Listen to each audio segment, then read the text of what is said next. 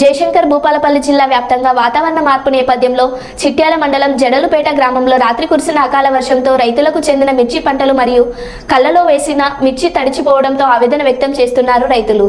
ప్రభుత్వం తడిసిన మిర్చీలు కొనుగోలు చేసి నష్టపరిహారం చెల్లించాలని రైతులు కోరుతున్నారు.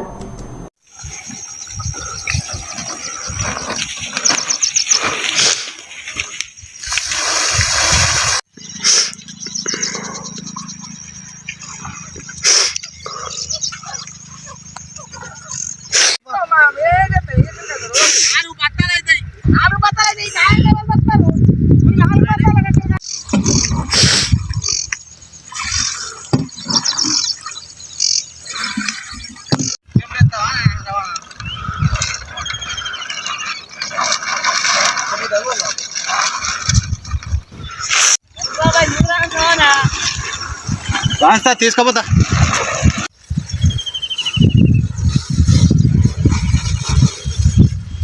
మండల్ జయలపేట గ్రామ రైతులు పాకాల రవీందర్ రెడ్డిని అనే నేను 2 ఎకరాల తోట పెట్టిన. దానికి ఈ అకాల వర్షం ద్వారా నా కళ్ళం అంతా తడిసి ముద్దయింది.